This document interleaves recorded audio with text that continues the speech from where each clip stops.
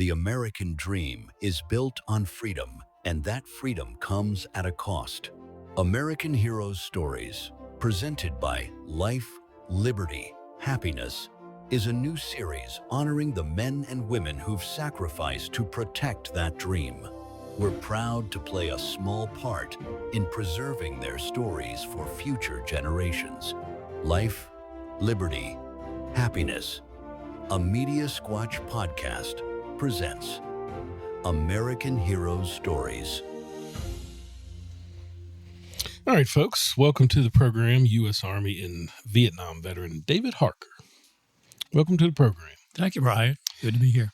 All right, let's kick it off with where it all started. Where were you born and raised? I was born in Lynchburg, Virginia, December the 8th, 1945. My parents just moved from Newport News at the end of the war, had older brother and sister, and I was the third of the seven. So the last five of us were born here in Lynchburg. Oh, wow. And you went to Brookville? I did, Brookville. yes. Yeah, great community, yeah. Schools, life, and church. Mm-hmm. Back then, that was a social life and the life of the community, a real close-knit community, Brookfield, Timberlake area, yeah. So what was high school like? Were you an athlete? I was. Played football, I played baseball, and I ran track, yes. Now, Brookville has a history in football now. They've got a pretty good track record of winning program. Was it good back in those days? We won the district championship my junior and senior years, yeah. Oh, wow. I was a starting halfback and a linebacker at 135 pounds. Soaking wet, probably. I had the fire in me. But, yeah, really good program. John Bucker Hill was a coach, and Click McKenna did the backfield. We had two coaches. And wow. Yeah. And, of course, the district was all you won. There were no state playoffs or any regional playoffs or anything. So, oh, wow. Yeah, Appomattox and Alta Vista were the powers to deal with, yeah. Isn't that crazy? Yeah. Kind of still are. Yeah. In their groups. Yeah. Yeah. Or at least Appomattox for sure, more recently. So what got you into what started your military service? What was your motivations? My unmotivation, I had academic problems at Virginia Tech, and I had to sit out. So young people listening, do not neglect your studies or get deterred. So I had to sit out a quarter. They took me back at Meade Corporation, where I worked in the labor pool. I worked during the summer in labor pool and made enough money to pay my tuition to school. They took me back early, flunked out of the winter quarter. So I was planning on re-enrolling in the fall quarter, and I come home one day. First, I had to tell the draft board that I was no longer a full-time student, so my 2S student deferment status changed to 1A immediately. I came home 4 or 5 weeks later, and my mother handed me the greetings letter. So off I went to the United States Army. So you were at Virginia Tech. So what year would that have been? It was 1967. I was in my third year. Wow. In the business. Holy cow. And man, one bad semester, and next thing you know, you got a slip. Let me tell you a little story about that, too, because my father-in-law was an old Navy veteran. My wife and I dated in high school. Didn't get married till I came back home because we'd broken up somewhere along the way. But I was still, good friends with Clarence, great man. And so I went by and said, Clarence, I got my draft notice. He said, well, David, let me tell you something. Before you go get inducted, into the military, you can go join any branch of service you would want to. I said, well, I didn't know that. He said, yep. And my advice would be go join the United States Army because you'll have 3 square meals a day. You'll have a warm bunk to sleep in every night, and nobody will be shooting at you. So I used to tell that story in the POW camp, and the guys would laugh. And they said, why didn't you follow his advice? I said, well, when I found out that I'd have to extend, for another year, I only wanted to do 2 years and go home. So I ended up with an involuntary extension along the way. Wow. I did more than my 2-year draft years. All right. So where You're drafted. Where's basic training at? Fort Bragg, North Carolina. Fort Bragg, North Carolina. Yep. Yeah. And A82, best damn company on the hill, Sergeant. Let's go, Sergeant. so were you terrified? Were you fearless? What are your emotions at that stage? No, I was just waking up real quick. I said, oh, okay, here I am. And when I'm out of training, I'm thinking, I had a better deal at Virginia Tech than this. Getting up at 5 in the, going out and double time marching, about an hour and coming back and cleaning the barracks up. Yeah. Yep. I was just a little old PFC. So were you thinking, were you knowing that at that point that Vietnam is a reality? And has that set in, or is it even thought process at that point? Well, Virginia Tech, my good friend Steve Neese was in Shanks' dorm with me and down the hall, and we'd watch Walter Cronkite every evening. And we were aware of the war was going on. I knew that, the numbers were increasing, our involvement, our military involvement. And where it really hit me is when I got to Fort Polk, Louisiana, and like a Spec 4 sat us down and said, okay, guys, you're going to go to Vietnam after you finish advanced infantry training. It's like, whoa. Yep. I knew it was coming, but. So you said a Spec 4? Yeah, specialist fourth class. Okay. Yeah, you'd think a major or general would be telling you that, right? Wow. Now, did you choose infantry, or they just told you, or was that something you wanted to be? That was the process. When my G3 testing was really good when I came in the Army. So first lieutenant brought me into the office, and I'm sure he said, we could send you to OCS and you could pick any branch you want, I said, well, I'm interested in flying, maybe helicopters. And again, the idea of, he told me, well, you'd have to extend, at least give us 3 years to, go to helicopter school and then, go off to Vietnam. But I said, well, I'll just do my 2. So I deferred for infantry. Yeah. Wow. Holy cow. So, all right. So you're down in Louisiana. Oh, yeah. It's hot. Tigerland. Yes. It's miserably hot down there. How long are you there for? 9 weeks. 9 weeks. Yep. So what's after 9 weeks? Home for 30 days and then shipping to Vietnam. When I left Polk, I had orders. I had orders originally for the 9th Infantry Division. Do you remember, how you got back home? Where did you, we had a guest on earlier, said he hitchhiked, it wasn't exactly, did you have transportation to be able to get back home for 30? Oh, yeah. The military gives you flight pay. Flew back from New Orleans back to Richmond, Virginia. Okay. And a friend of mine, Jerry Goff, that went to school with me, he and I were on the buddy system. We ended up drafted together. Oh, wow. We ended up in basic and advanced infantry training. We ended up in the same infantry company in Vietnam. Oh. But his parents picked us up and drove us back from Richmond. Okay. Yeah. No. All right. So let's see. So your next plane ride, I guess, is overseas at that point? It is about 19 hours. Yeah. What type of plane are you in? We're in a, wow. Tell me. It was commercial. We flew commercial airliners. I got you. We flew commercial airliners, had stewards. Now, here we are, in our dress uniforms. We've got orders, and we've got Air Force, Army, and all on the same flight. We landed Benoit, and we then go out to our respective military units. I went to 90th replacement there at Benoit. But anyway, so we flew, I'm trying to think of the air base there. Well, first I flew from D.C., from Reagan Airport, or Kennedy Airport, out to San Francisco. Again, the military paid for that. But then we got on the commercial airliners there.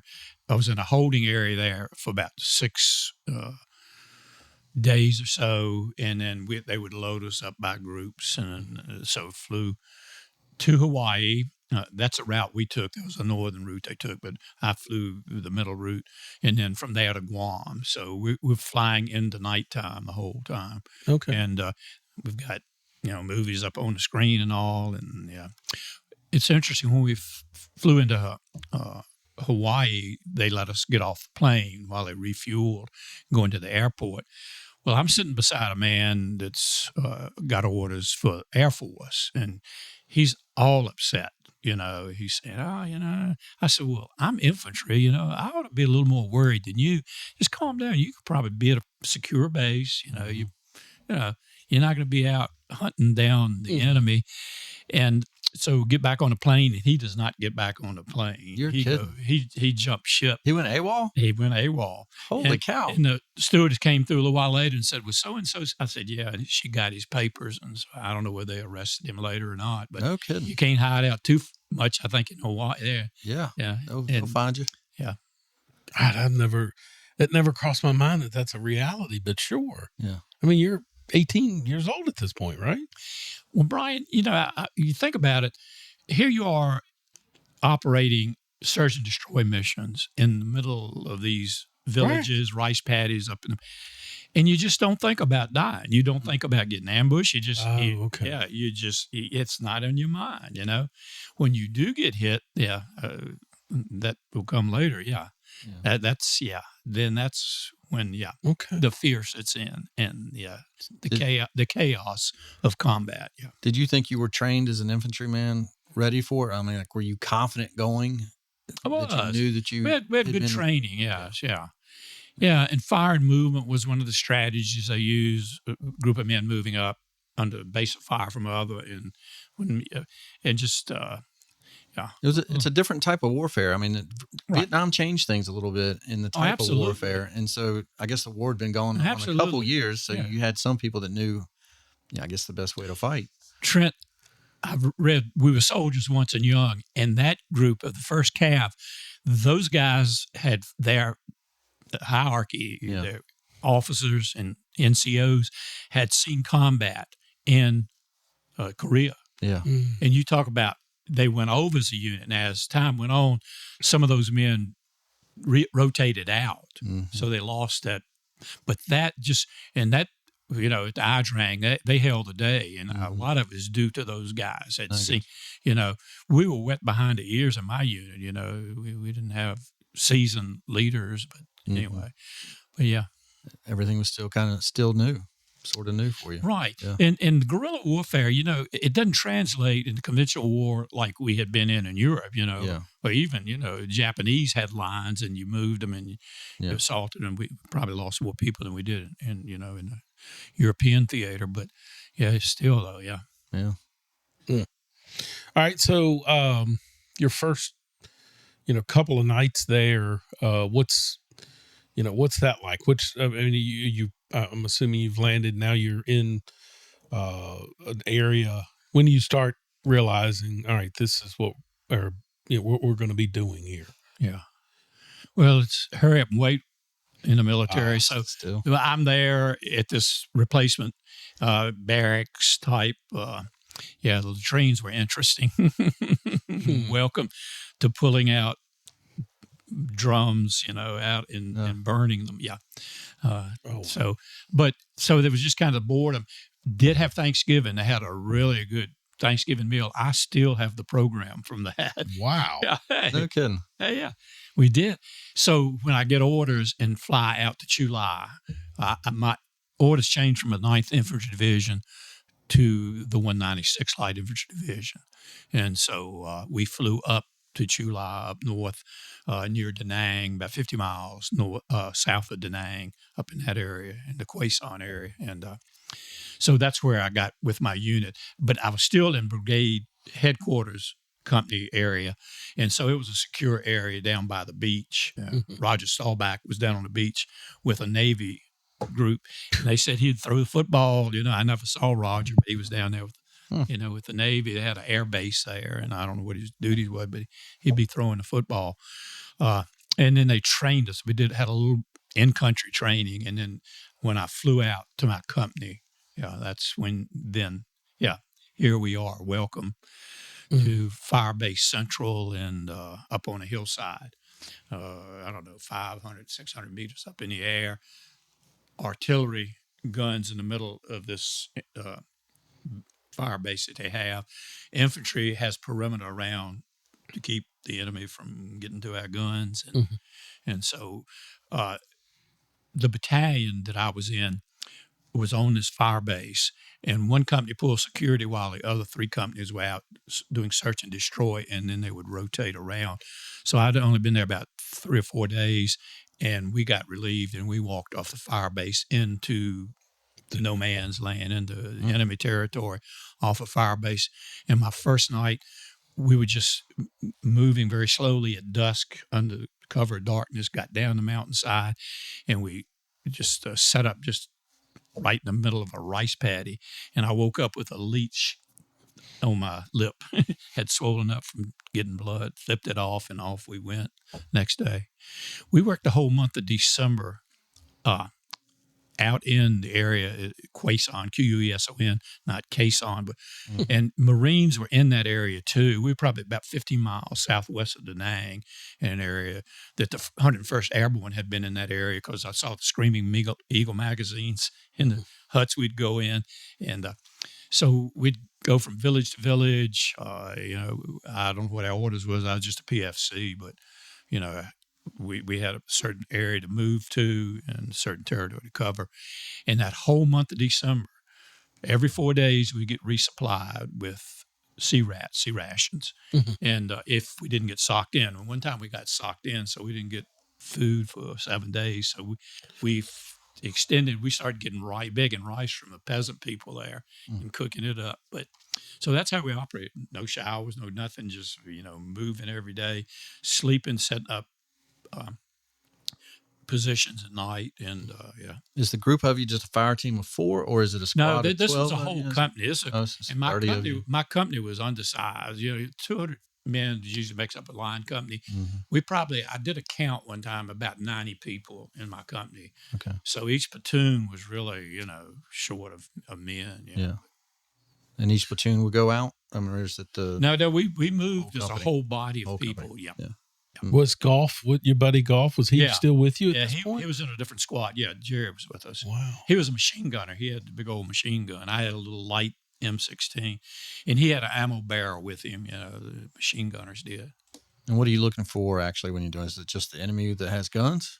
We're just looking, make contact, see if we can, surprise them, But you don't surprise them. They're tracking you, and they know where you are, and I'll find out later. Yeah.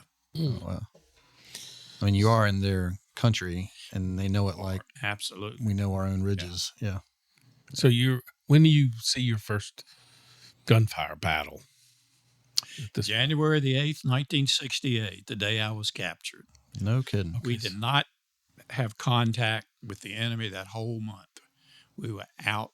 And the end of January, they did a helilift. They took us by helicopter out of this hinterlands west of Tam Key, the provincial capital, over to the beach east of where we were, about, 20-minute flight, 30-minute flight. And we did a combat assault there and did round up some Viet Cong people, but didn't have any engagement with them. And then they put us on a deuce and half and took us back to brigade headquarters the 31st of December.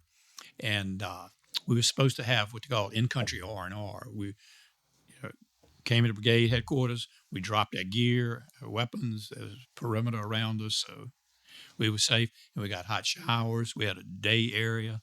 And about the third day we were there, we were supposed to be there 6 days or so.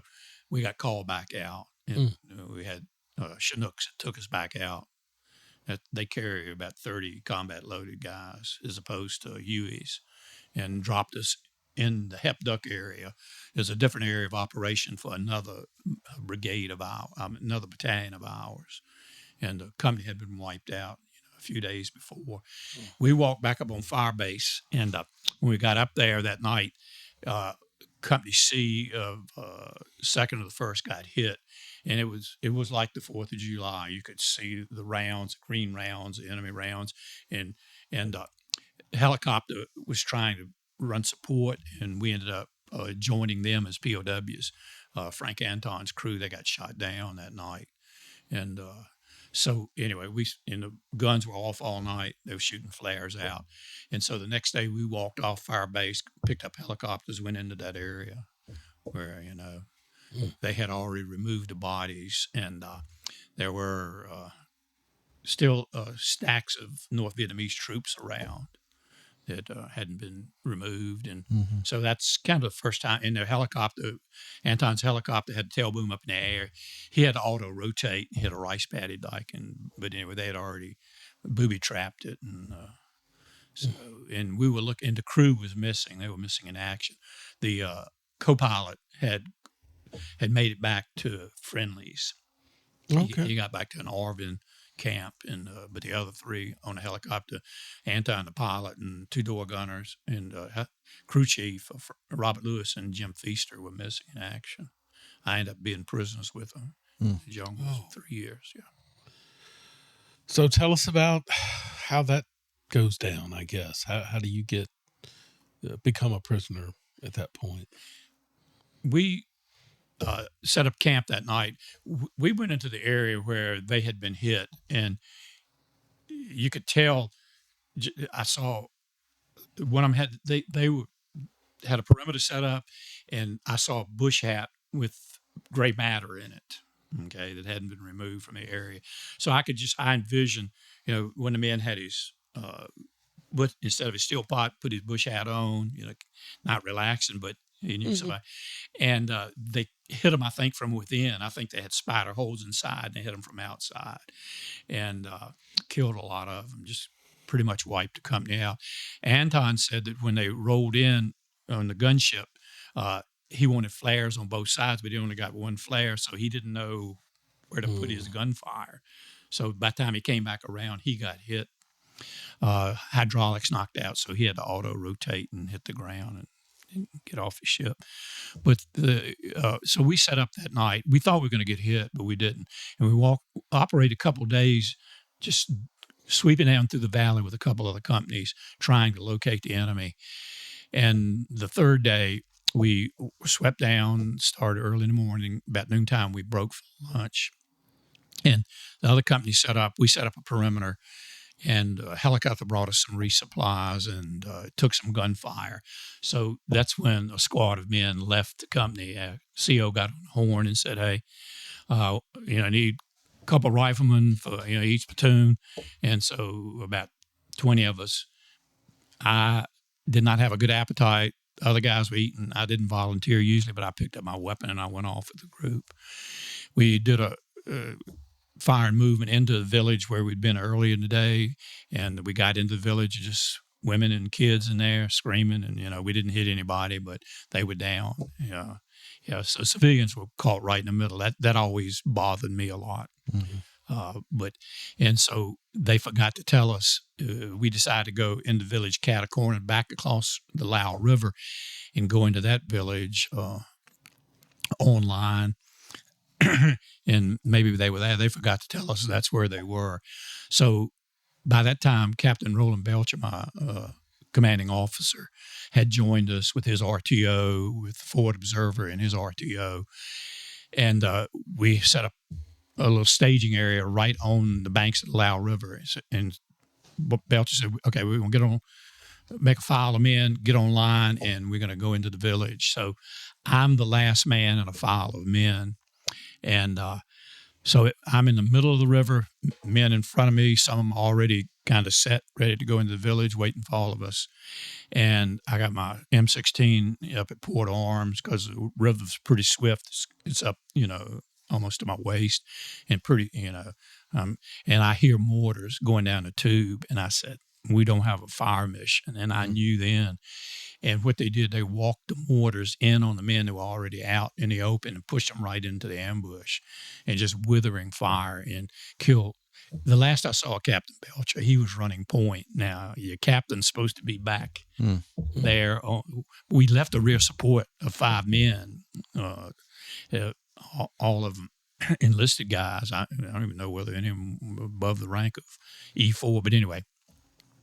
Killed him, his RTO. They killed the RTO, so we didn't have any radio contact. And I come across the river, and I join as a creek that comes in to the river, and 5 men have gotten shelter behind that creek bank, including my first sergeant, Richard Frank Williams, who had been in combat in Vietnam, and he became our leader. He was in charge now, and it's good to have good leadership. Top was 41 years old, and so he got us together, and we fought them off. They were on top of us, and they would come down, and they couldn't see us crossing this path to assault guys on the other side of the river that we left as a rear support, and we were shooting them and dropping them. We had a machine gun across from us to our backs, but we were facing them because we had our backs to the creek bank. And so we told them, to start firing, and the gun was not operating. And next thing I looked, and they were gone. They weren't there. Oh.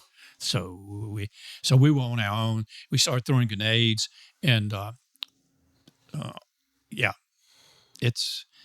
I said, it's hectic, it's chaos, it's just a deafening noise, all the gunfire and all, and so they don't hit any of us, and we're throwing grenades, and I think, and this is what I believe, just from thinking about it, and the way they operate, they usually would overrun you and take prisoners, overrun you, kill anybody, that once they control the battlefield, either hide on back in the bush if you held the day.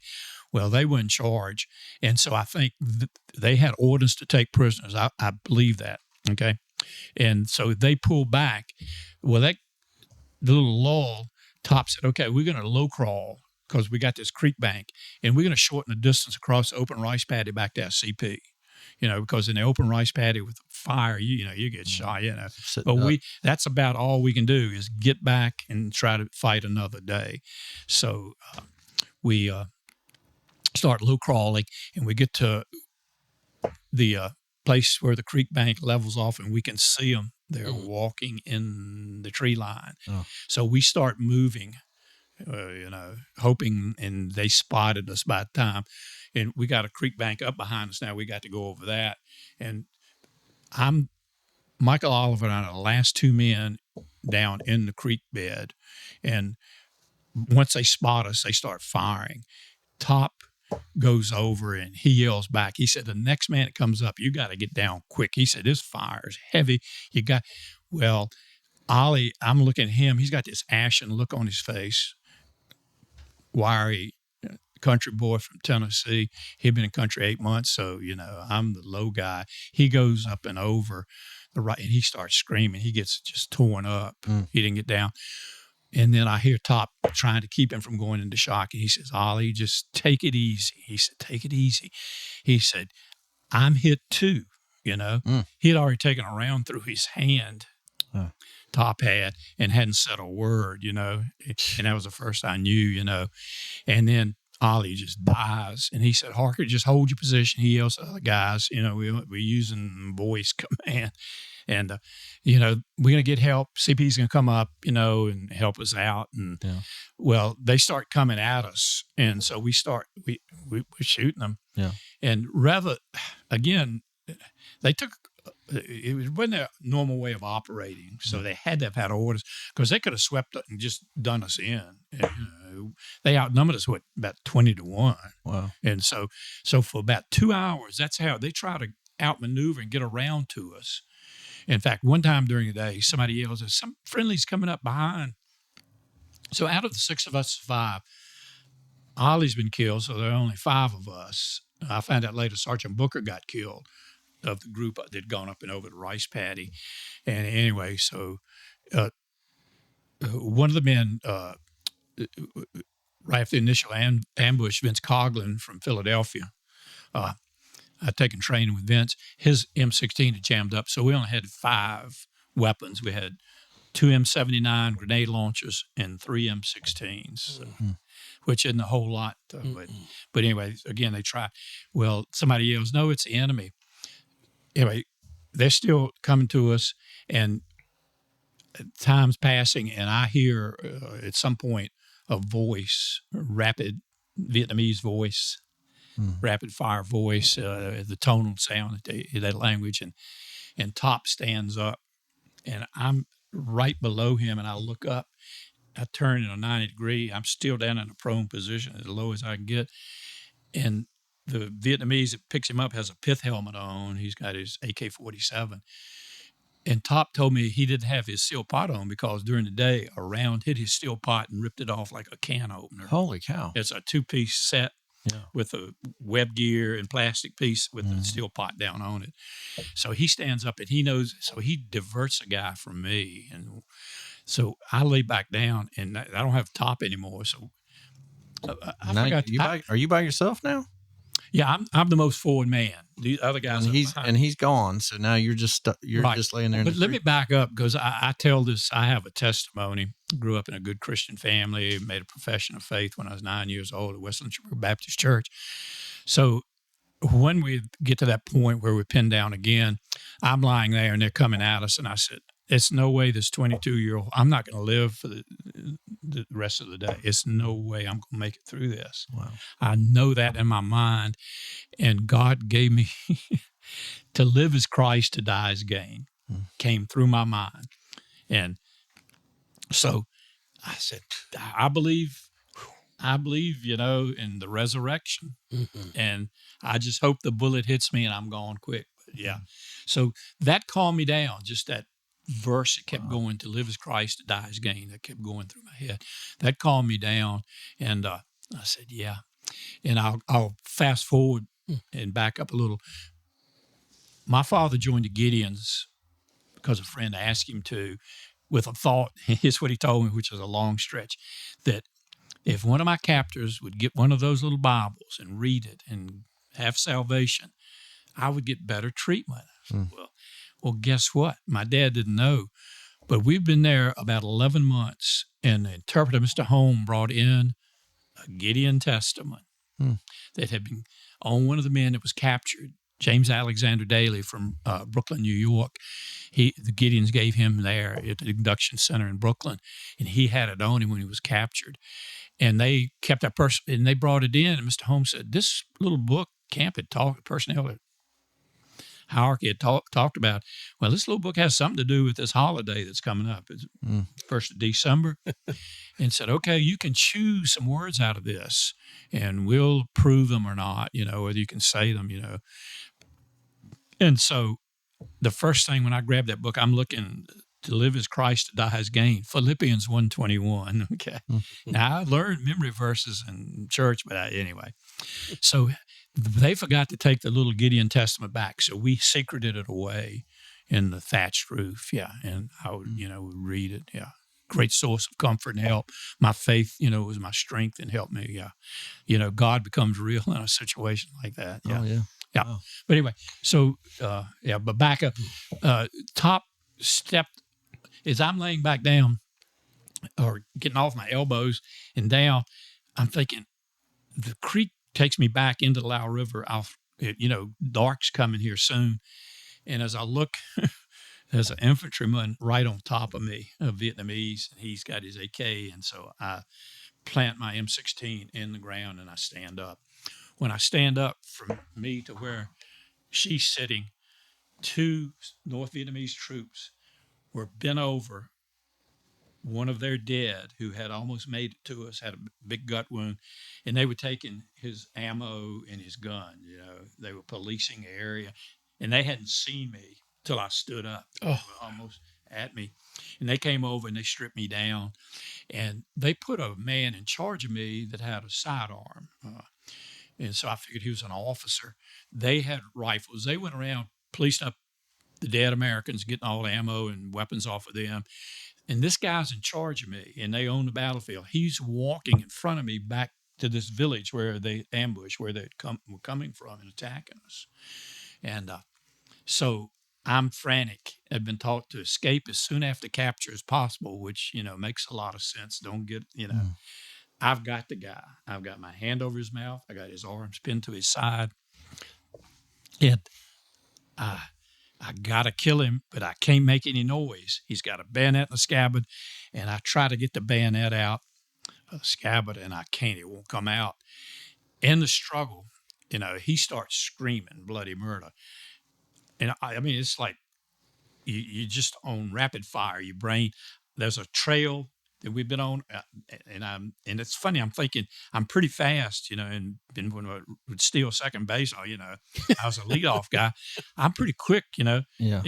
Ran the 220 and the 440. I said, but I got why am I thinking about my combat boots slowing me down? But anyway, that's amazing. In the struggle, he gets the bayonet out. He stabs me in the back, just a superficial wound. I had some complications from it later.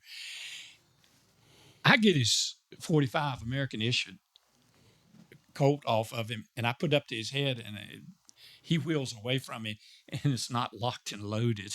Oh, wow. So I look up, and it looked like a whole North Vietnamese army standing around with their weapons. So, yeah.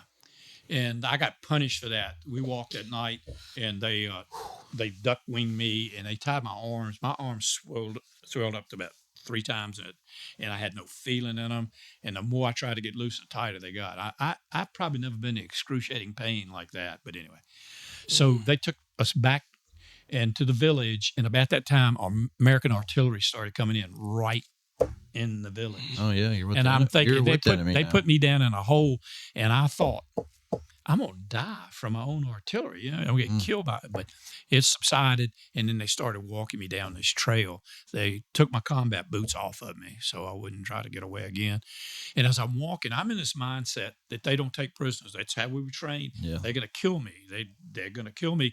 And I'm smelling dead bodies, and I think they got a common grave. But anyway, they take me to an old French house that's out, I guess a French plantation out there, stucco roof and all, most of it just poor peasant villages, straw roof. But this was a plantation home. They had the headquarters set up. They were coming and going. They had commo wire strung out. And there's Top, and there's Francis Eugene Cannon, and there's Jim Strickland. Strickland had been captured. He was with the group that most were killed. He said that the men that you're supposed to stand up and attack the most intense fire. That's the training. Well, your natural instincts to hit the deck, and he said people were hitting the deck rather than standing up and assaulting them. And he said the bullets were going through the rice paddy dikes, killing guys. But he said a round hit near him and knocked him out. And when he woke up, they were already dragging him off a battlefield with commo wire around him. But it was Strickland. Cannon had been with my group, and he had gotten to a point where he had a bird's eye view, and he was telling Top, you got somebody coming to your right front about 20 meters away, and Top, without exposing himself with his wounded hand, would set that M79. And during the day, Top's M79 exploded on him, and Ollie, that died there beside him, had a basic load at M79, so he started using the Ollies. Oh. But anyway, so yeah. Were you with all that firefighting? And you just had the M16? Are you running out of ammo? Or are you trying to conserve it? Or you did no thought? Yeah. Well, they're not coming, in mass. They're just 1 or 2. Occasionally, Top would say, just spray out front with automatic. Gotcha. I said on automatic. No, I still had ammunition. Oh yeah. Wow. Whew. You're listening to Life, Liberty, Happiness. We're talking with Army veteran David Harker. Yes. Take a breath for a second, man. That's intense. David, you've only been, honestly, just December and January, right? 6 weeks. Did you just tell yourself, well, I just got here. And I just got there. And it was like, oh, man, you're just trying to learn how to fight, and you're captured. Holy cow. Yeah. What do you, are you guys? Trent, it's interesting. In that 6 weeks, it's funny how you build up that esprit, that camaraderie, that closeness to other guys that are, and I can name, my commanding officer, Roland Belcher, 27 years old, up on Firebase. I got to talk to him just briefly one time, and just, great guy. He dies there, believing in democracy and freedom. He just he left the family and all. And my platoon leader, Frank Sieverts, he died out there near Belcher, and he was from out in New Jersey. He was a horse guy, Albemarle County. Those guys that died. They just have a lasting impression. Not modeling, just I remember them because you have to move on. You can't sit there and cry. I don't want to sound ignorant either. In your training, are you guys trained on what to do as prisoners, how to be a prisoner, or is this still so new to you that you guys have to learn on the fly? We had an 8-day course, Trent. Oh, no kidding. Yeah.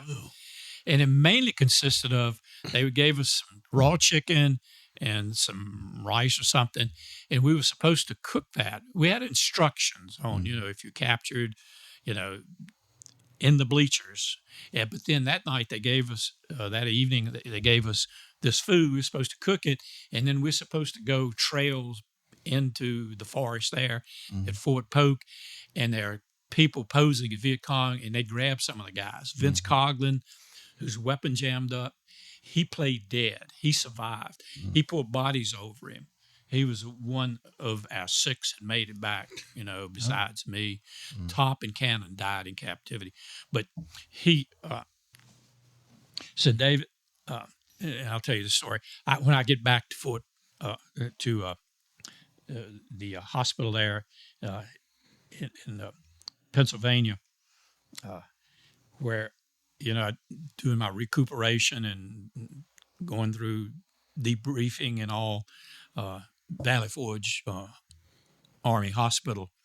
I come back to the ward one day after undergoing examinations and tests and all, and there's Vince Coughlin. I did not know what happened to Vince for 5 years and 2 months, and there it's like a ghost.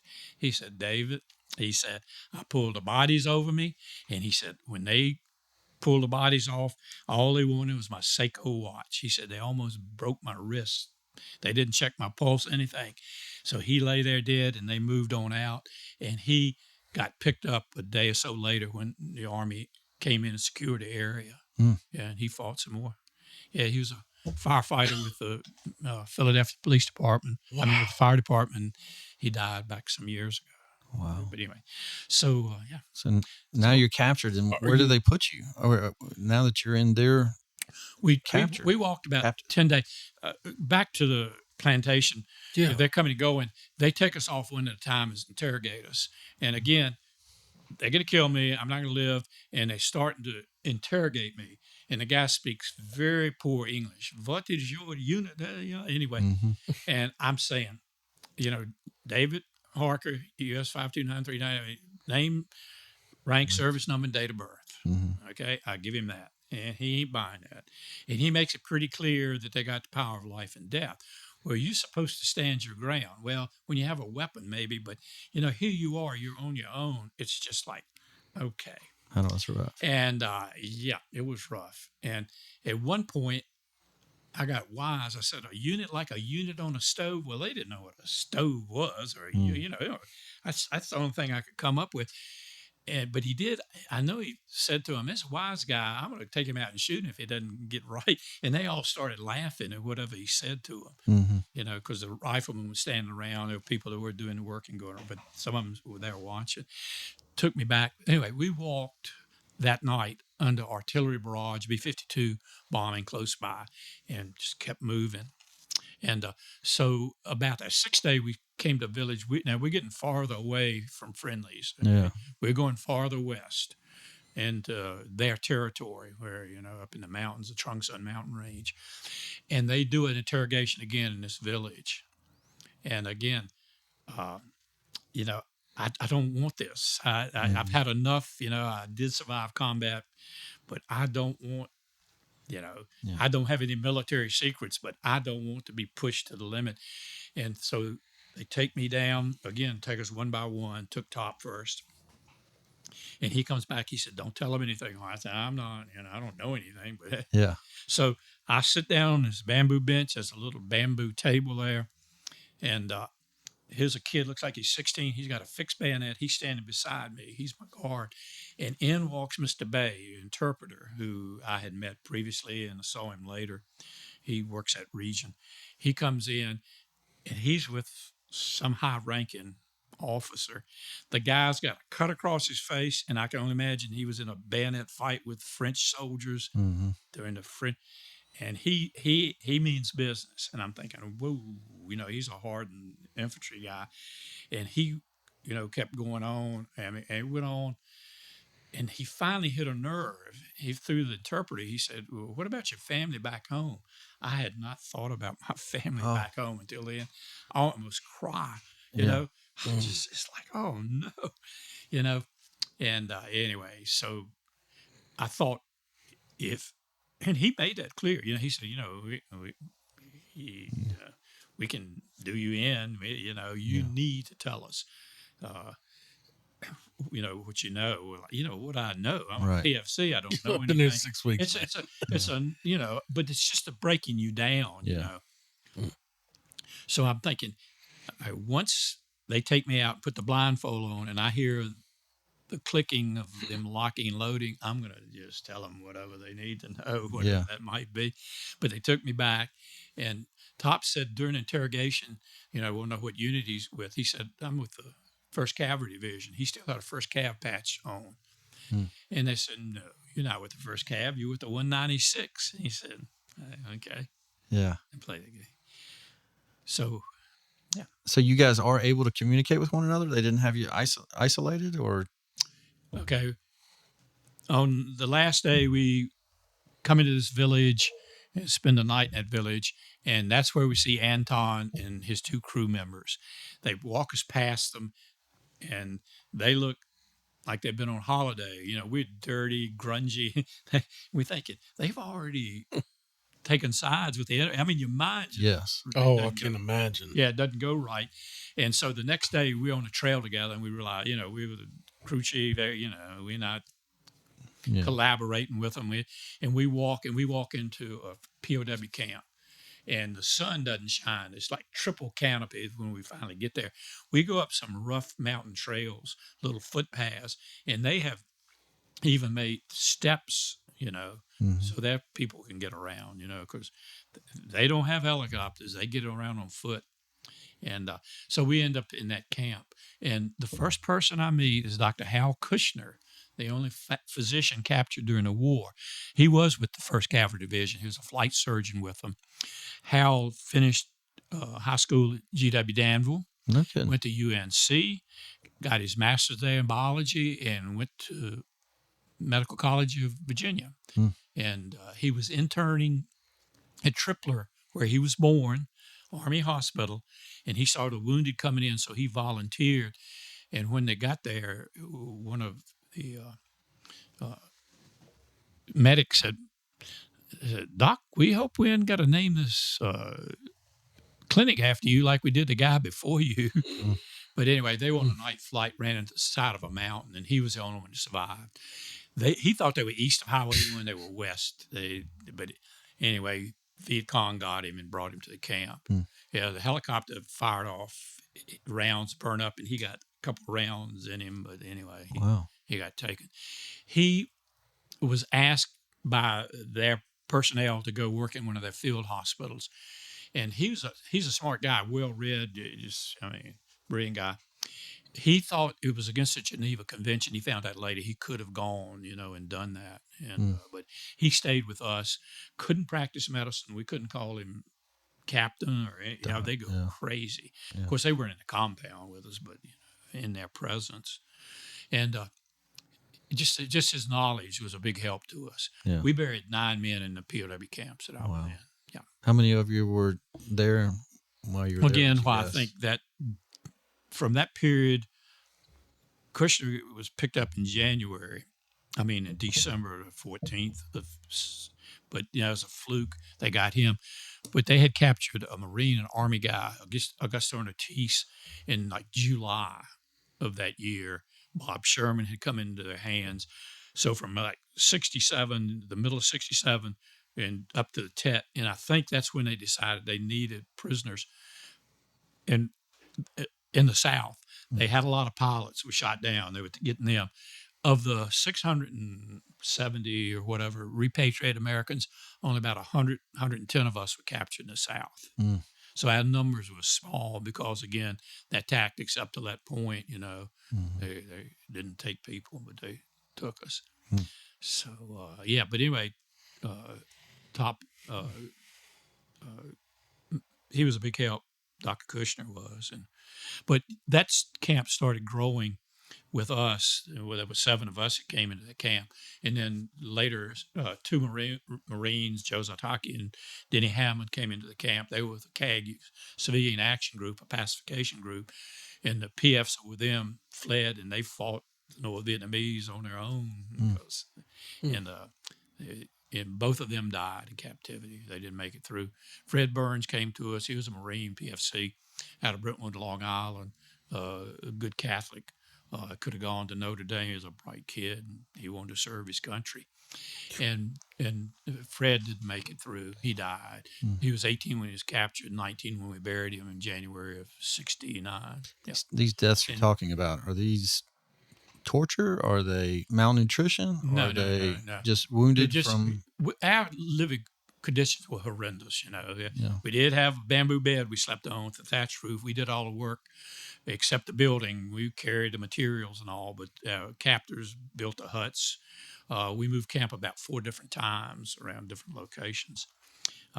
And we got a little bit of rice. Okay. We had malaria. All of us had malaria.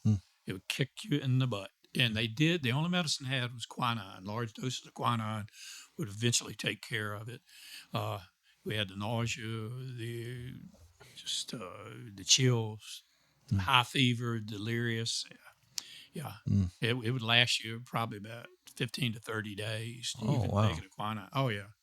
It was a killer. But anyway, so the camp grew, I used to know, to probably about 25 men. The original 3 members of that camp were Captain Eisenbrown, captured in June of 1965, Bobby Garwood, the traitor that we later testified against down at Camp Lejeune, and then Russ Grissett, First Force Recon Marine. And, well, I mean, you talk about some great Russ was your Marine, scuba qualified, paramarine, and recon. And his recon group got in a beehive of North Vietnamese, and they didn't get extracted. Some of them got extracted. Some of them got killed, and he got captured. But he joined Eisenbrown and Garwood about 8 or 9 months into that captivity. And by the time we came along, Garwood had crossed over, was living with the enemy, was out of camp when I got there. Eisenbrown had died, and Russ, was there. He was a force to be reckoned with. But anyway, so we buried Russ in November of that year. Yeah. But just, again, a little rice. Moat yards around. We lived around the mountain people. There were villages of them around. And you think the poor people in the hinterlands and the backwoods of Vietnam that are working the rice paddies or backwoods, they live in the Stone Age. You get up in the mountains, the moat yards, even more primitive, loincloths, spears, women are bare breasts, kids naked, have distended bellies. They can barely survive. Wow. They were like the home guard. Anyway, they cultivated fields of manioc. In third world countries, South America, Asia, Africa, the cassava root is a staple of poor peasant people. And so our camp personnel would barter with them, and we would go to these moat yard villages, 5, 6 miles of little footpaths, pull the roots up and bring them back in baskets, 60, 70 pounds. Those of us that were able, were healthy enough. And that made up the bulk of that diet. And then they had a rotten fish sauce called Nuc Mam, and that provided a little protein for us. So we would just. So you had to do labor. You were doing labor, and then just for ourselves, to survive. Just to survive. Yeah. And they didn't. We did have a political cadre, Mr. Ho An Ho, who spoke the King's English. In fact, he had some French blood in him, I'm sure, because he was about 6'1" or 2, and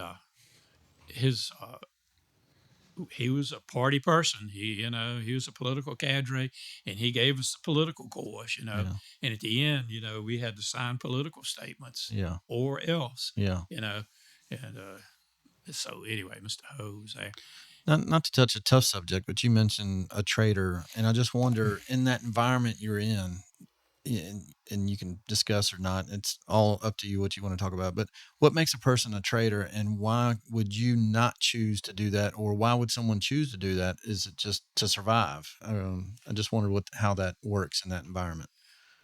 Yeah. What that I thought wasn't is. there when Bobby crossed over, when he decided to go live with them, learn the language. And in fact, I've seen some declassified information, or Kushner got it, and I've seen it, that the Politburo questioned why you would give some status to an American POW who's claiming to be, you know, with you.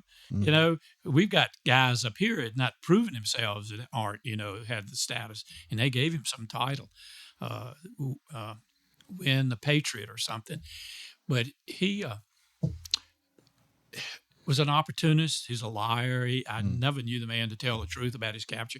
He would come into compound from time to time, and he did tell us that he would go down into American military areas, and he would go to the bullhorn and tell the guys to throw down their weapons or whatever, and he would get shot at. So I don't know what his role exactly was, except he lived with them, and whenever he came in a compound, anything we said, would come back. Yeah. In fact, Grissett and Eisenbrown, Grissett told his story because Eisenbrown was dead, that Bobby was living with them. He came in a compound. They said, Bobby, we're going to escape tonight. You know, you want to go with us? Oh.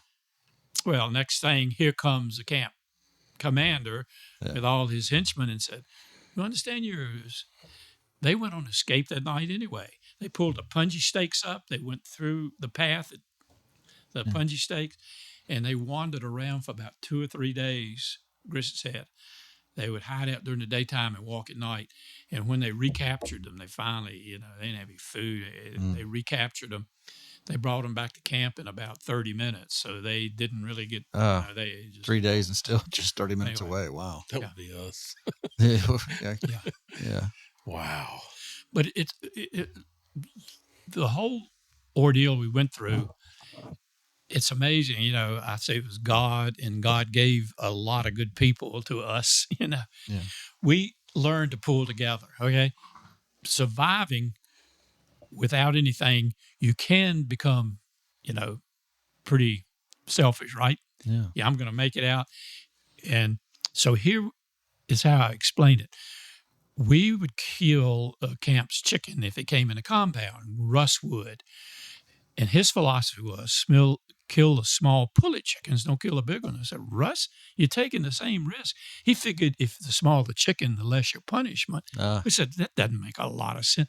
Anyway, whoever killed a chicken, and Isaiah McMillan, one of our guys was at a rural farm in Florida, and he could grab a chicken and wring its head off and it wouldn't make a sound. We called him the weasel. But it was clean, you know, in the pot. But whoever did it could say, okay, you guys get the chicken feet and the beak, and I want the rest of the chicken. That was kind of, we call it the lion's share. You took a risk. Till later, we became more selfless and altruistic, you know. Beautiful. And you divide it out. Everybody gets an equal share. And the sick, we didn't know how can we keep people from dying? And Cannon had bad wounds. They never recovered from them. They're fading away.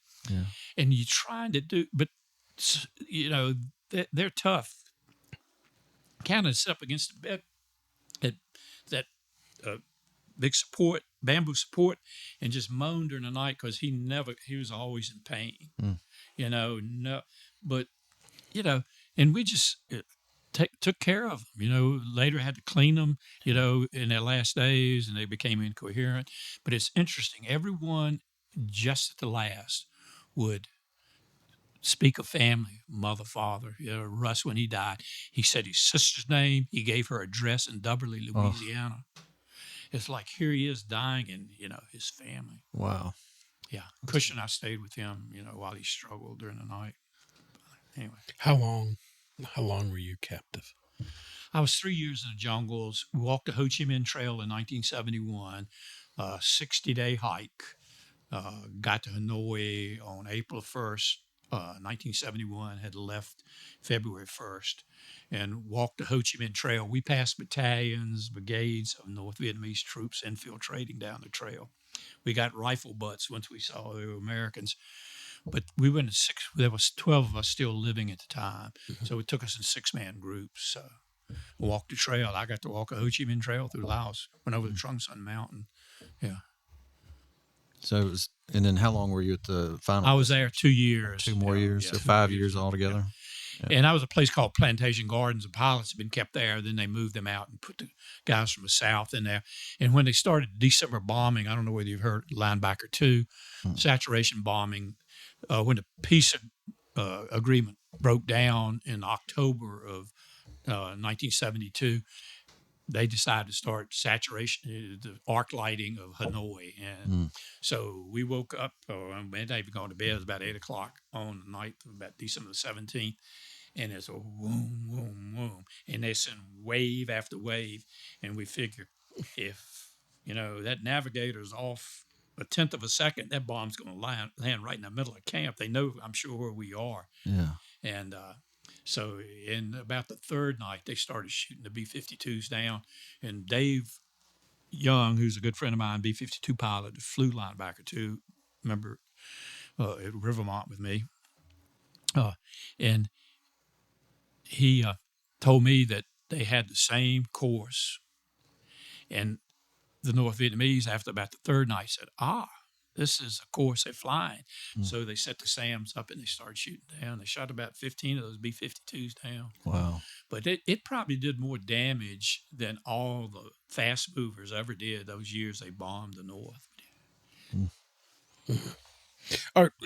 You're up north at this point. Is it creeping in your head any hope of getting out?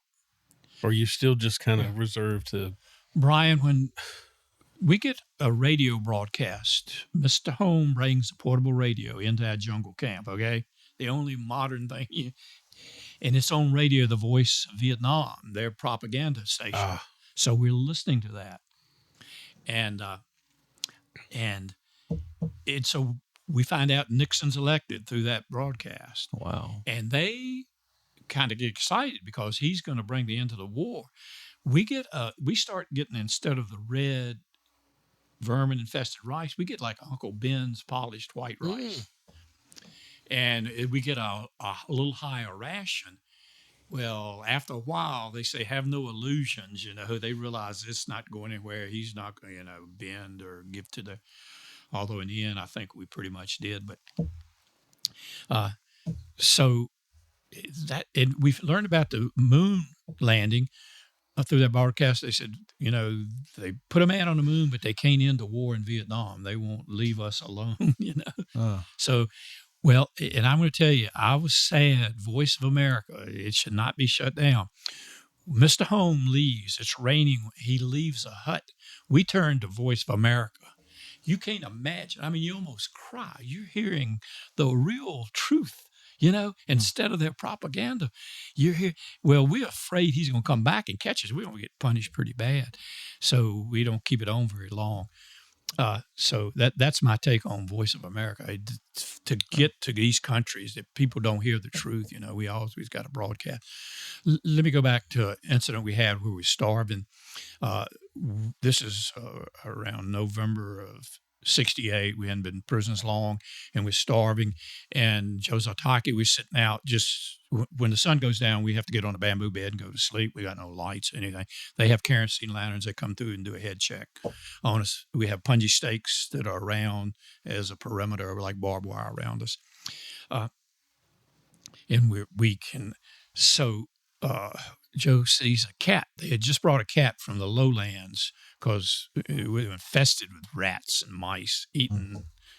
And it sounds like Green Bay Packers running through the thatched roof at night. And one of them bit my toe one night. So they bring this cat up, and Joe said, boy, that'd make a good meal.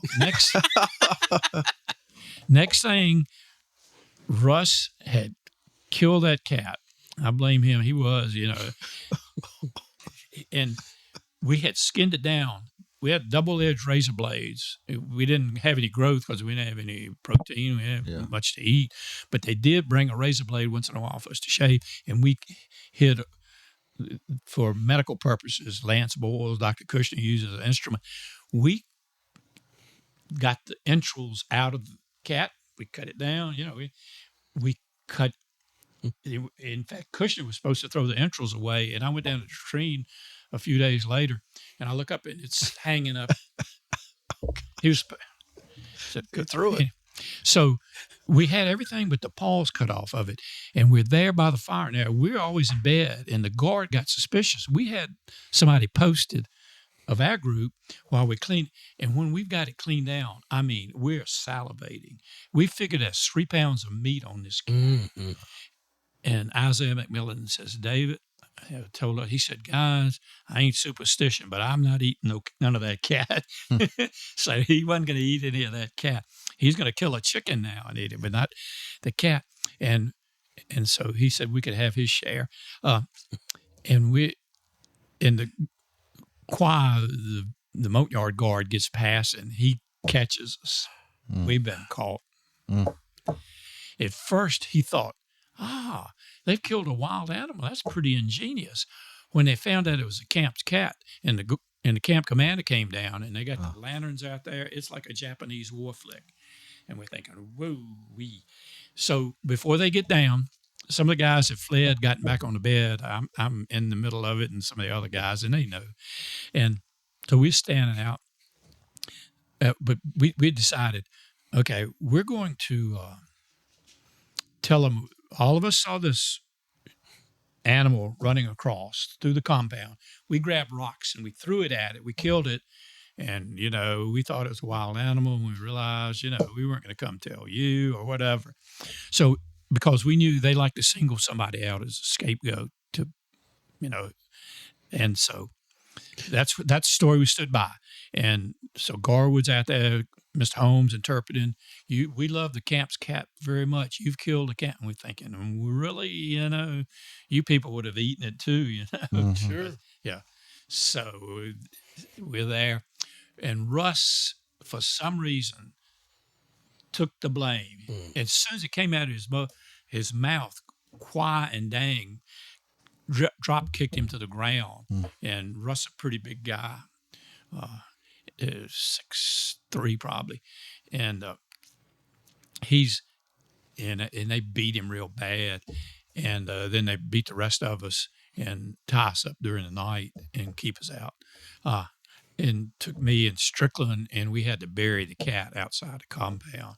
We always figured they dug it up later and ate it themselves. But so that was the aborted food project. Are you guys making names for the captors? Are they around you enough that you know personalities and who they are, and like you make up names? Or are you even picking up the language? Yeah, just words. Yeah, we do. When we leave camp, we do not have an interpreter with us, which isn't a real good thought if you think about it. To go to these villages, and I'll tell you a tale about that. I had been sick with malaria and I had boils on me, and I'm a worker. I'm decided the only way I can live is I got to get up and move. I can't sit around. And so the whole time I'm thinking, I got to get back to work. And I was sick. I was a sick puppy, and sicker than I thought. I got to the point, I said, okay, I'm going on one of these, we called them runs. So I put my name in the hat. We had to say who was going the next day. We told them the night before, and then we had a guard per person. And Willie Watkins went that day. I went, and Robert Lewis, and maybe Jim Strickland. So as we were walking out of camp, we are not 100 meters out of camp, and I am faint. And I said, whoa. And I told the guard, they said, no. We started this journey, you going. I said, no, I can't make it, and trying to tell it. So off we go. And so I'm telling them, I said, guys, I just can't, make it. They said, what we'll do when we get to the field, you just sit down. You just go. You just try to make it. And so when we got to the field, I sat down, and the guards wouldn't have any of that. No. You go, well, you can stack a basket full, or you can stack it. And so I started just putting a few in there, and they were. So when we leave, Willie Watkins has a 10-foot stride Willie's a tall, lanky guy out of Sumter, South Carolina. He says, "Okay, David, you're going to be the lead man. Okay, set your pace." Again, they said, "No, no, no." So that left Sweetie Pants with me, Lom, and so I'm with Lom. The others have gone on up the trail, and I can barely make it up this hillside. I'm I just can't. I can't get much breath. I'm weak, and so I fake a fainting spell. Well, he ain't buying that. He locks and loads and puts a bayonet up on his old Mauser rifle, and I'm thinking he's going to shoot me here and go back and say I tried to escape. I don't know. I got deep within, but I was able finally to get to this last village just before our camp, maybe, I don't know, half a mile from our camp. And here comes Willie Watkins out of the village. And they like Willie. He hadn't got anything. He ain't got a guard with him. He ain't got his basket. He grabs me. I mean, I almost hugged the guy. I mean, he grabs my basket and me, and off we go. And I managed to get back, and I recovered from that, got better. Wow. But anyway, so yeah, it was good to know, we didn't know the language that well, just a few words to get by. All right. So how does it end? How do you end the POW? The peace agreement, the Paris Peace Accords, was signed in January 1973, and it provided for the release of prisoners, theirs and ours. Were you aware that this was We knew it was coming? And yeah, the bombing had stopped. It was silent, so we figured they'd gone back to the table. And Jose Anzaldúa was captured. He had gone to language school. He was a Marine.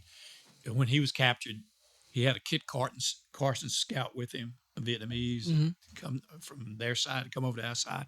They executed him right there in front of Jose. But anyway, Jose spoke Vietnamese, and he heard through the camp radio in Vietnamese. He said, "Hey guys, the war is over." We had been moved from Plantation over to Wallow Jail, Hanoi Hilton. So we were there from like the end of December till March when we got released. So that was my experience with Hanoi Hilton, just kind of a holding till we got on the airplanes to leave. Let me back up in Laos. There weren't any prisoners that came out of Hanging Laos. on every word. That's incredible.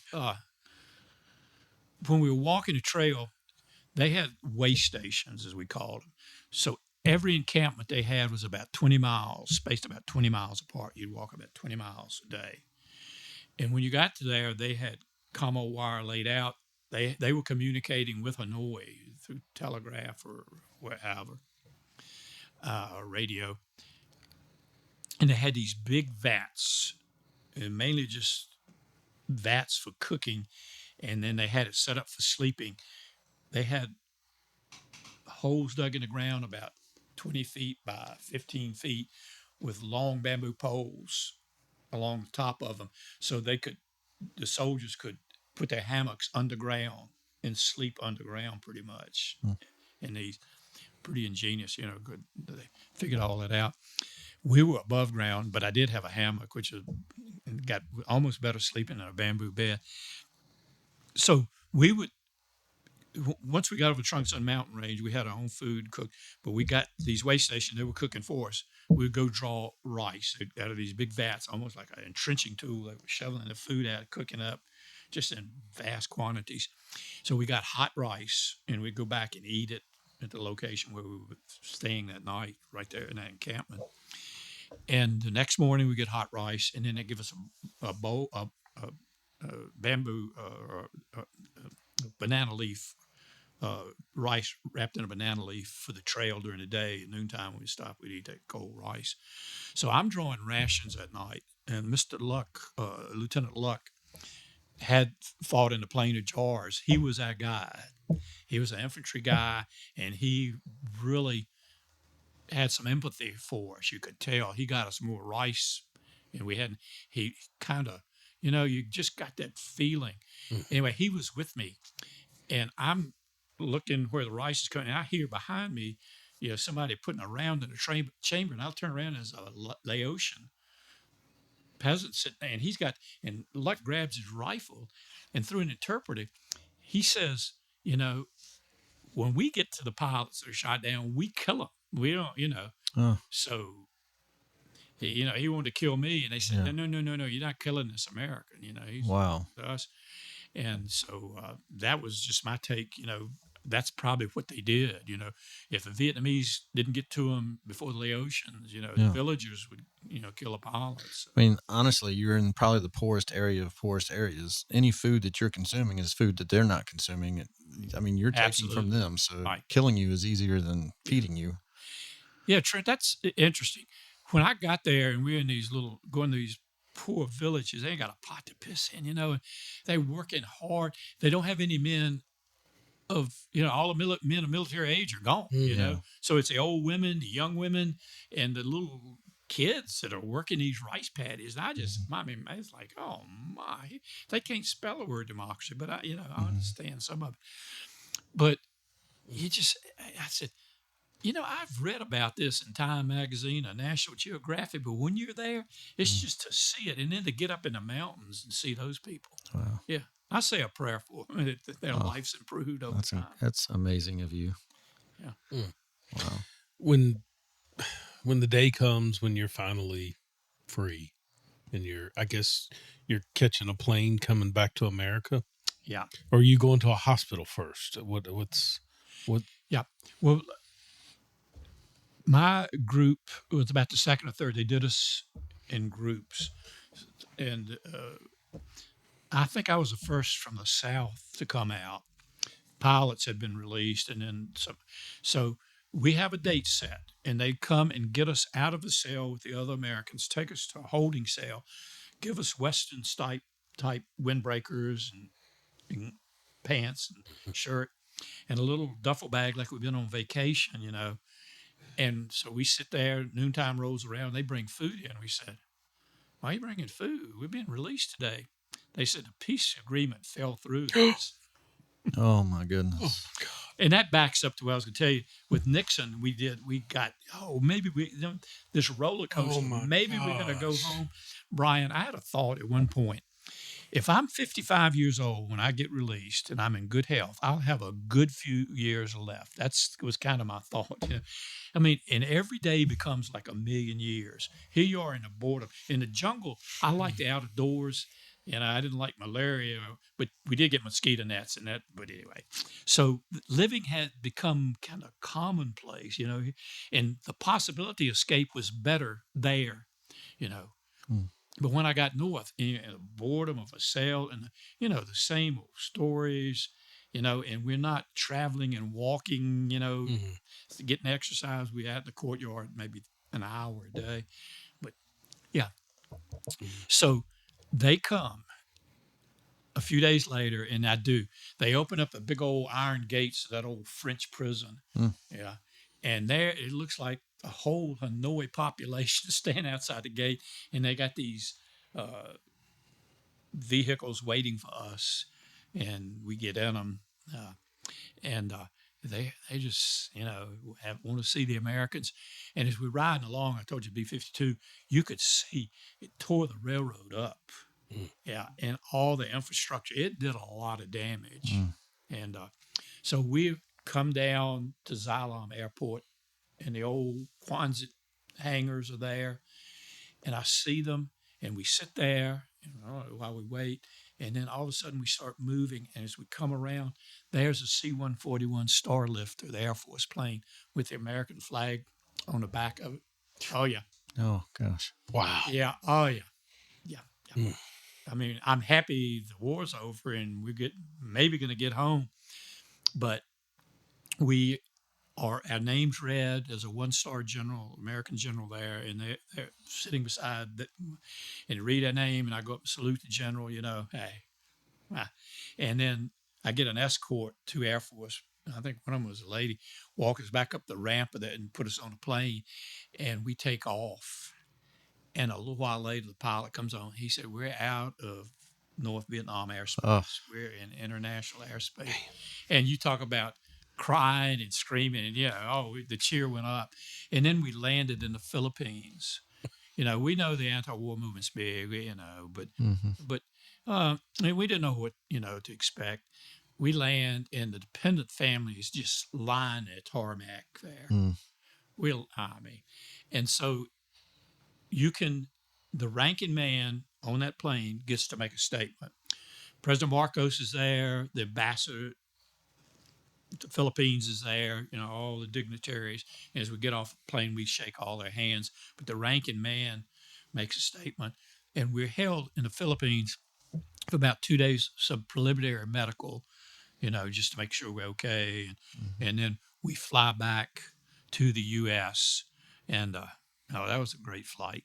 And we land in Honolulu at the airbase there, Hickam, in the middle of the night. And again, people lining the fence, the cyclone fence, and they've got American flags, they've got leis, and it's about chest high.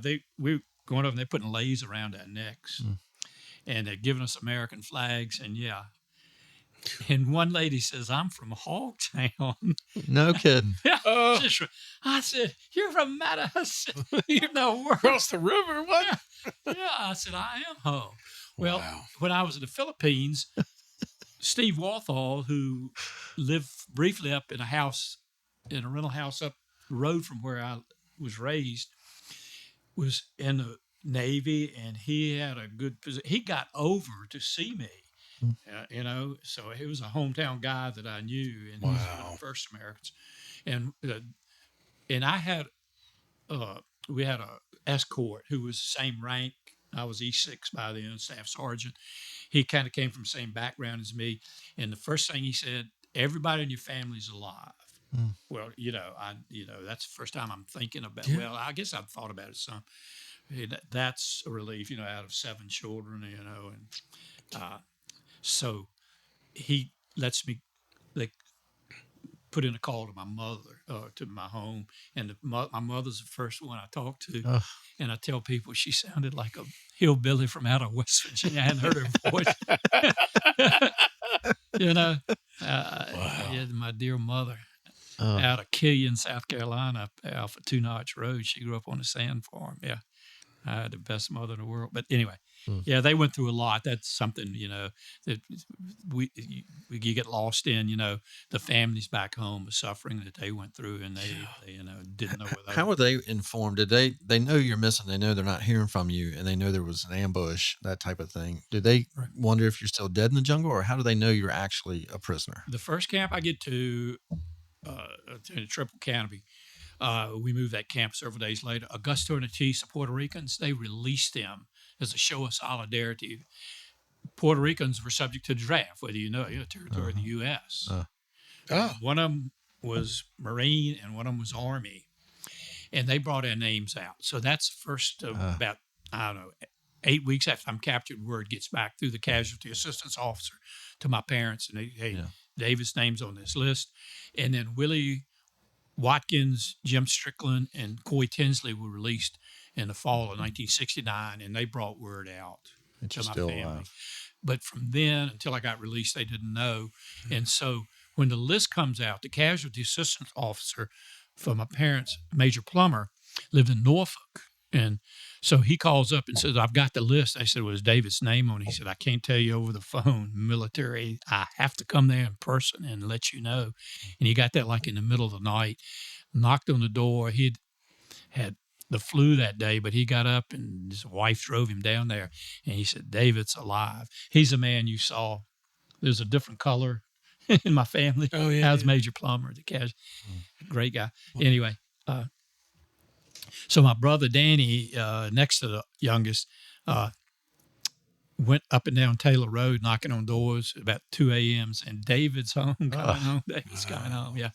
Wow. So they were excited. Before we went on air, you showed us what you wore over there. So is that stuff you just brought with you when you were released? I did. I brought that out. I don't know why. Why would you bring that? I don't know. Yeah, but that's... you don't want a souvenir. But the sandals, were just, yeah.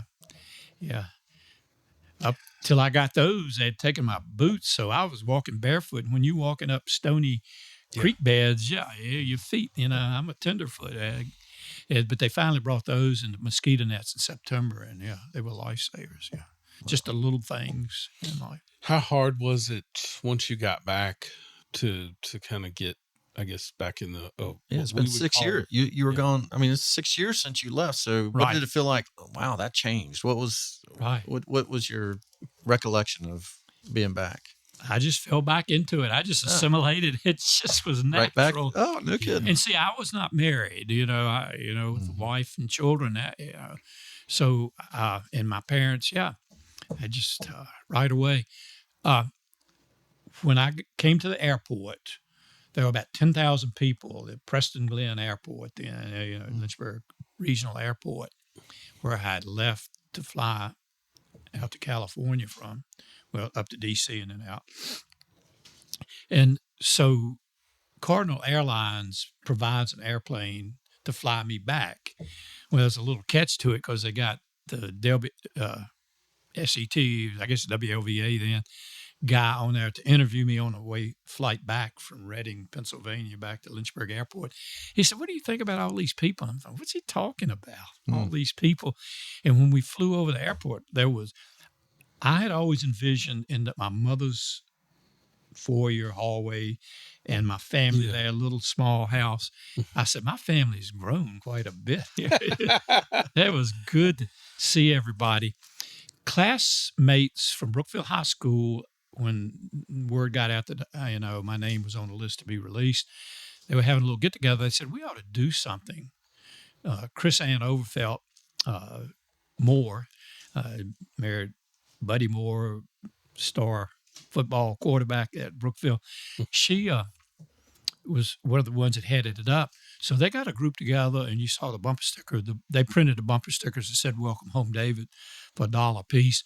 And so after the preliminary Brookfield band was there, played, my preacher was there, Carl Collins, had a prayer, and then the sea parted, and there was a Corvette, and they took me up to it. And I said, "Well, how do you get into it?" It wasn't a push button or whatever hand, it's that lever you push down. So they showed me how. Wow. Yeah. So I've got the Corvette, and I had restored it. I've enjoyed it. Yeah, God's You been still good have the to me. Corvette? I You still have it? Corvette. Oh yeah. Oh my! I have to drive it over here sometimes. Holy cow! Yeah, that's amazing. You said you cruised the country, right? Is that one of the I did. first Yes. things you did? Yeah, in the Corvette? I did. I went back to Valley Forge, came home on leave, and then went back and got discharged from there. Most of my fellow PWs stayed in and made top enlisted rank and made a career of it. I went back to Virginia Tech and got my degree. Yeah. And got into probation and parole work. Yeah. But anyway, I drove cross country. My youngest brother, Lewis, went with me, and we stopped in Refugio, Texas, saw Jose Anzaldúa, went fishing out in the Gulf, and and followed him out to California, to his Marine base out there. Went up and saw cousins up in the San Leandros, and we just day to day. Your perspective will be greater than anybody else's. Yeah, somebody said drive the Pacific Coast Highway, so we went the Pacific Coast Highway, camped out at Big Sur National Park. It's a beautiful. If anybody has not driven the Pacific Coast Highway and gets a chance, they should. Oh yeah, 100%. Oh yeah, you got. Well, I camp. They have a tent set up, so I didn't have a tent. We just got a handbag. Well, I guess you could rough it. You could probably rough it better than anybody. Got any bamboo beds? Well, a police officer that was on vacation next to us, LA police officer, said, "Did you stop at San Simeon?" I said, he said, "The Hearst Mansion." I said, "Well, I didn't know about it. I'd have stopped, so I missed that." I did that tour. Yeah. Oh, did you? Once. Okay. Yeah, I did the coast. And the Grand Canyon, went to the Hoover Dam. Yeah. Oh, the Hoover Dam's amazing. Yeah. You just did that. Yeah. That's on my bucket list. You did all that in your We did trip? camp out at Lake Mead that night. Oh. It was 200 degrees there. I mean, you couldn't get your breath. Yeah. Wasn't that hot in Vietnam? Big Sur. Oh, yeah. It was back in Vietnam. Wow. So that is a question. What was the weather like in Vietnam? We got bone-chilling cold during their winter months, right? Yeah, it got cold, and we had a little piece of cloth. You couldn't call it a blanket, maybe a sheet. It was about 2 feet wide and maybe 6 feet long, and that kept the mosquitoes off of us till we got the mosquito nets. And when it got cold, we couldn't light a fire. We would prefer to have a fire going, get by a fire, and keep warm, and because any light would attract spotter planes, and we get bombed. In fact, that's the starvation, the disease, infectious diseases, and all that took lives, and was our enemy. The Americans were our enemy too, because we got arc lighting. We got about a click away, which is about a half a mile, and you could hear the bomb bay doors opening, and you can hear the bombs whistling, and you hope the next one, does not hit you. Oh, boom, boom, boom, boom. Yeah, we had arc lighting near the end of our stay there. Yeah, maybe that was one of the reasons. I never knew it was cold. I never knew it would be. I've always seen the movies are hot in the jungle and it's sweaty and all that. I didn't. No snow or anything, but just it was cold. Yeah. And the poor diet we had up north when it got cool, we did have a kind of like a wool blanket thing there we could cover up with, and we fared better. Food was better up north. And we got a pumpkin soup one time, cabbage soup the other, and they didn't feed us rice. They gave us a loaf of French bread, a half a loaf. And some mornings they would have a little sugar with it we could dip in as a treat. And People's Republic of China supplied little canned Spam or whatever. It wasn't American grade, but anyway, hey, it was protein. Chinese grade Spam. So let's see. Just one. I'm trying to think of I just can't picture all that's going on. Like when you come back, how do you the switch just goes off and you become just a regular citizen and you don't. I do. Wow. I go back and sleep at my parents' home till I go off to Virginia Tech. I buy a townhouse up in Virginia Tech and I'm a guy owning a 4-bedroom townhouse, there in Oak Manor. Yeah.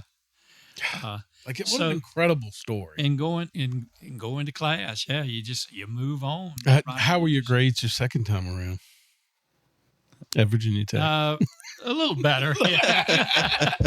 I thought they were going to be straight A's, but yeah. I never was a real scholar. I was good in English, I guess, right? Yeah, I wrote a pretty good pre-sentence report for the judges, when I was a probation officer. It was social background. But, I got wore out first on because I felt like, I've got to tell a story, people, a first-hand account.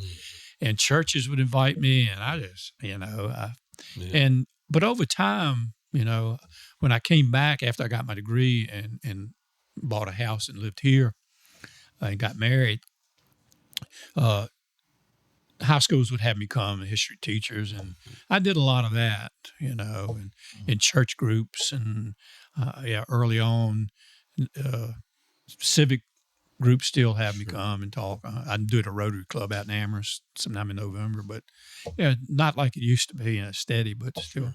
Wow. Well, it's an incredible story, and thank you so much for coming in today and sharing it with us. Last question. Yeah, we always end the show with a last question. This one ought to be interesting. So, if you could spend 24 hours with one person in history, and you could pick anybody, present day or past, who would it be, and where would you hang out with them? Wow.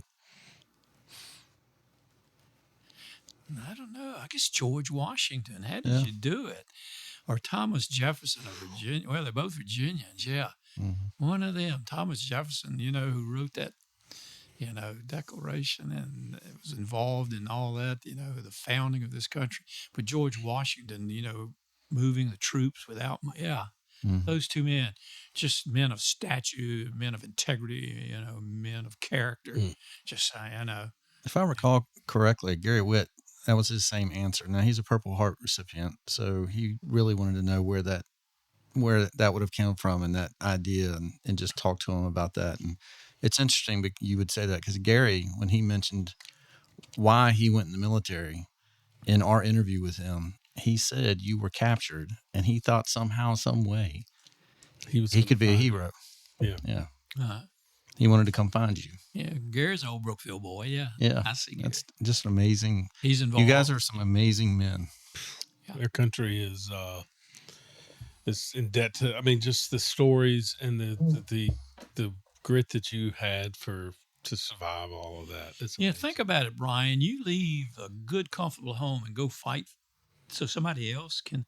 Yeah. I mean, and you'll die. That's that's pretty incredible. Yeah. And when you think about it, Medal of Honor recipients. You talk about a group I admire. Mm-hmm. And they have no ego. No.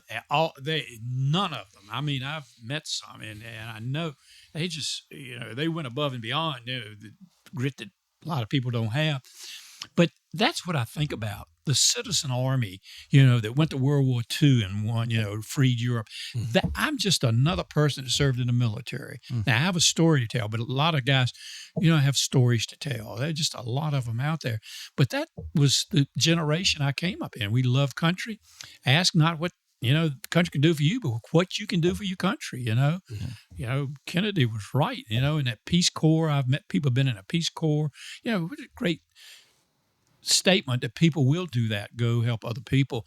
I get the Virginia Tech magazine, and I hadn't seen it lately, but back some years ago, I mean, these stories of these people that graduated agriculture or whatever, and they're going, and just that servanthood, that sacrifice, because people, and that's to me defines America. It's not our strengths in that nuclear weapon. It's in the hearts and the minds of people, Americans, and we're a good people. Yeah. We're a good people. We care about each other.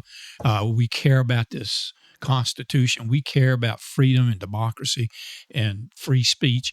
We, those are just ideals that we still carry forward. Yeah. I had the opportunity, POW organization awards scholarships, and my granddaughter, Emily Grace Emanuel, going to We've been married, I've told you guys. Mm-hmm. And at the Brookfield award ceremony, I presented her with that scholarship, and they wrote out, and just when I read it, I cried. I didn't write it out, this period. And it says, she stands for those. I said, she does, Yeah. Amen. And so I got to speak to the Brookfield family and, along with other people that got scholarships. But you can tell I love this country and its people. Yeah. Wow. Yeah. Thank you again for coming in today. We are, it's an incredible story. I've gotten texts constantly. Honored and humbled. Yeah. Thank you again. Again, you're listening to Life, Liberty, Happiness, and we were interviewing U.S. Army and Vietnam veteran David Harker.